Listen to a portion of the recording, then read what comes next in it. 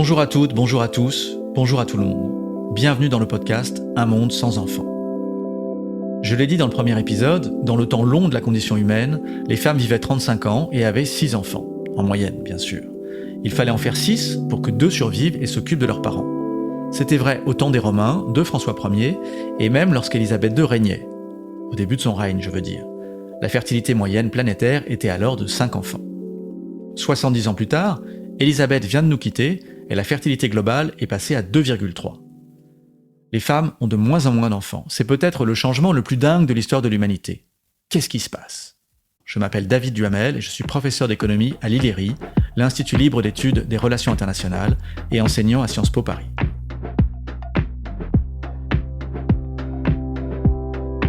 Je vous parle du monde dans lequel on vit et surtout du monde à venir. Un monde sans enfants. Je dirais que faire un enfant est devenu un choix, là où, auparavant, ce n'en était pas un. Faire un enfant, ou ne pas en faire, est l'expression d'une liberté. Et ce choix est soumis à des contraintes qui toutes pèsent sur le nombre d'enfants. Dans les siècles précédents, quand une femme faisait l'amour, elle s'exposait à une grossesse, et plus jeune elle était, plus grand était ce risque. En plus, avoir des enfants relevait d'un devoir, et une femme qui n'avait pas d'enfants, d'une certaine manière, n'était pas une vraie femme, pas une femme complète. Pas de féminité sans expérience de la maternité. Dans la Rome antique, un homme pouvait divorcer si sa femme ne pouvait pas avoir d'enfants. Pareil en Chine lors de la dynastie Tang, et au Moyen-Âge, on les appelait les sorcières. La maternité était une obligation morale. Encore aujourd'hui, dans toutes les sociétés, mais à des degrés divers, une pression sociale s'exerce sur les femmes pour qu'elles soient mères. Une femme, en France, disons dans la cinquantaine, doit toujours s'expliquer, s'excuser. Elle n'a pas d'enfant, il y a dû y avoir un problème. Le choix de ne pas avoir d'enfant est un choix égoïste, a déclaré le pape François. Il est gonflé, je ne crois pas qu'il ait d'enfant. Cela dit, il a raison. La décision d'avoir un enfant est de plus en plus du ressort des individus, des femmes d'abord, et de moins en moins une réponse à une logique de groupe. Moi, personnellement, je trouve ça cool. Plus un pays est riche, ou plutôt, plus un pays est riche depuis longtemps, et moins ses habitants ne se sentent obligés de procréer, pour Dieu, pour la nation ou pour la famille. Donc les femmes ont de plus en plus le choix. Entre la pilule dans les années 60, 69 en France, et la liberté d'avorter dans les années 70, 74 en France, la sexualité se dissocie de la procréation et les femmes peuvent choisir. Elles se libèrent.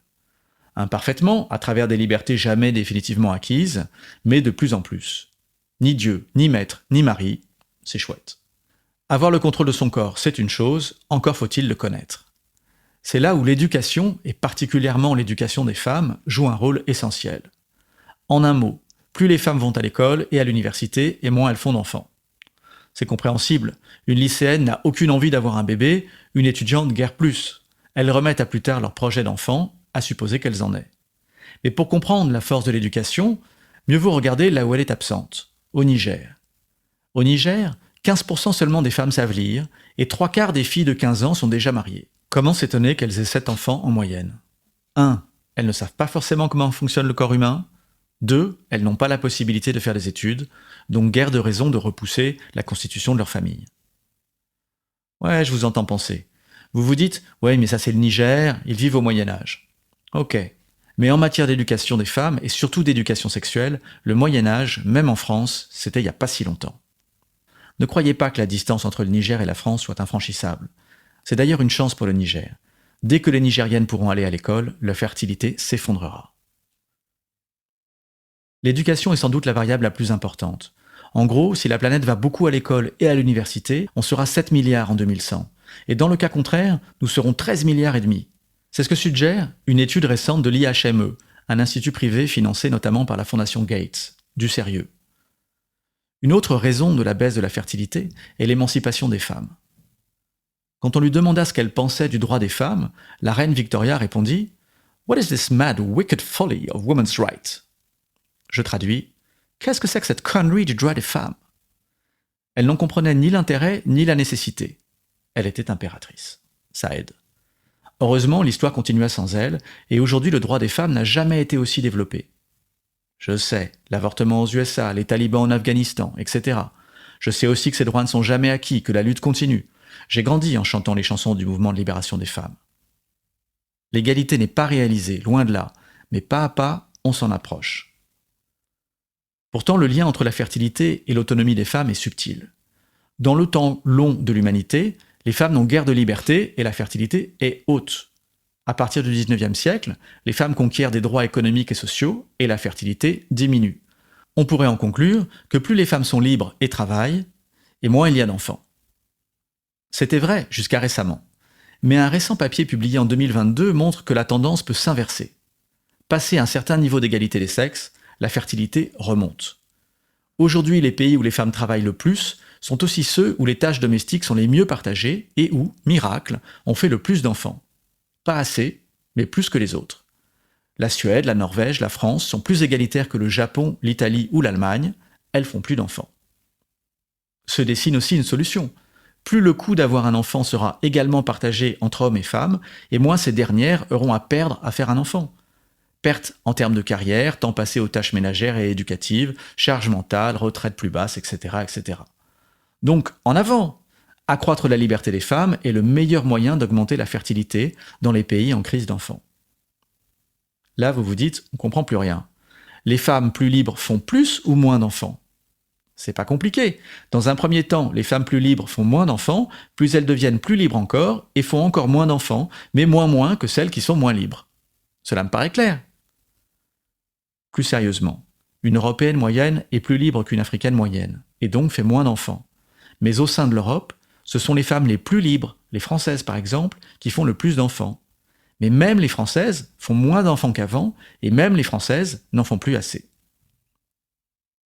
À ce stade, je voudrais ouvrir une parenthèse, et dire un mot de ceux qui veulent des enfants et ne parviennent pas à en avoir. C'est un phénomène grandissant et difficile, mais à ma connaissance, il n'est pas encore statistiquement significatif. Je le laisse de côté, mais je n'ignore pas les affres d'avoir un désir d'enfant contrarié.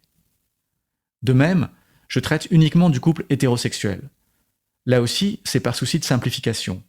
Par ignorance aussi un peu. Les données sur la fertilité des homosexuels étant rares, mais probablement pas pour longtemps. Je reviens à mon idée de choix. C'est un choix qui s'exerce sous contrainte. D'abord l'urbanisation. Aujourd'hui, plus de la moitié de la population mondiale vit en ville. Dans les pays riches, comme la France, on est au-dessus de 75%. Or, alors qu'un enfant à la campagne était un atout, à la ville, c'est un fardeau. Le coût du logement est un frein majeur. Les chiffres les plus effrayants disent l'enfer financier que représente élever un enfant en ville jusqu'à la fin de ses études. En plus du logement, il faut payer l'éducation et dans certains pays, comme aux USA, c'est colossal. Aux USA, élever un enfant coûterait en moyenne 300 000 €. À Hong Kong, plus du double. Faut-il s'étonner que la fertilité y soit catatonique, 0,77 ? Autrement dit, 0 ? L'urbanisation étant un phénomène qui est là pour durer, on peut s'attendre à ce que la pression à la baisse sur la fertilité continue. Par exemple, la population du Japon diminue, mais Tokyo continue de grandir. Enfin, il y a une dernière force à l'œuvre qui n'est pas une contrainte à proprement parler, mais dont la puissance est indéniable. Je veux parler des écrans. Internet et les réseaux sociaux, bien sûr, mais d'abord ce vieux truc que l'on trouve attaché au mur des chambres d'hôtel. La télévision.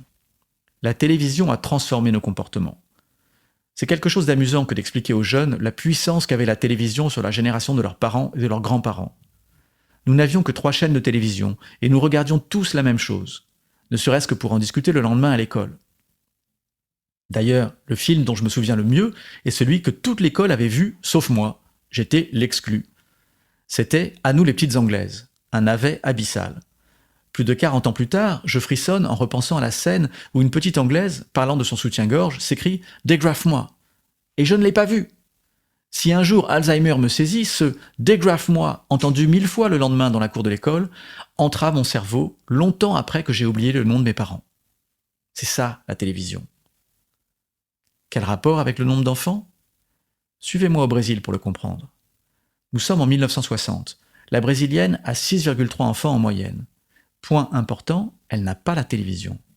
40 ans plus tard, en l'an 2000, les brésiliennes sont encore pauvres. Et pourtant, elles ne font plus que 2,4 enfants.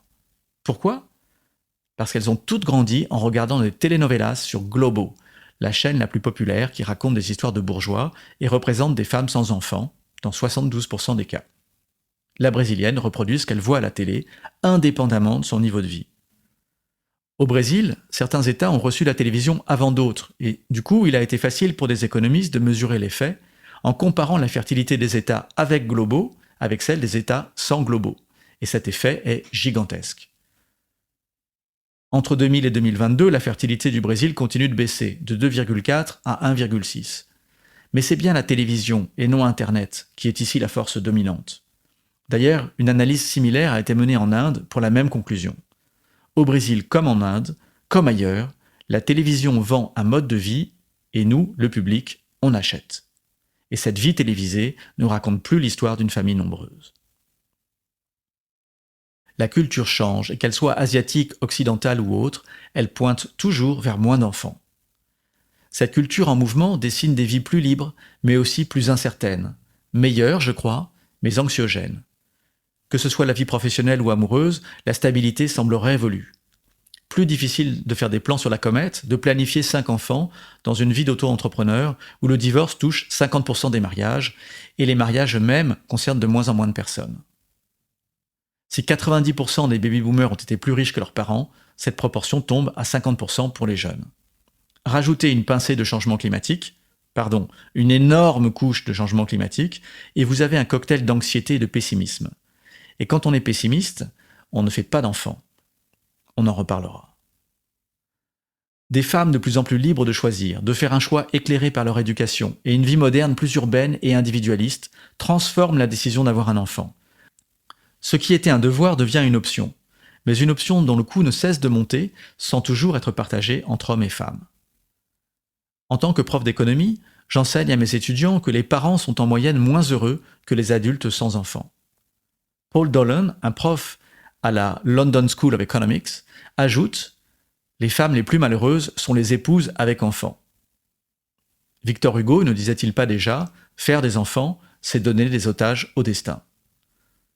Et puis je leur parle de Sioran, qui disait « Ma vision de l'avenir est si précise que si j'avais des enfants, je les étranglerais sur l'heure. » Mais il disait aussi « Je donnerais tous les paysages du monde pour celui de mon enfance. » Offrir ces paysages à ma fille et à mon fils, c'est probablement ce dont je suis le plus fier.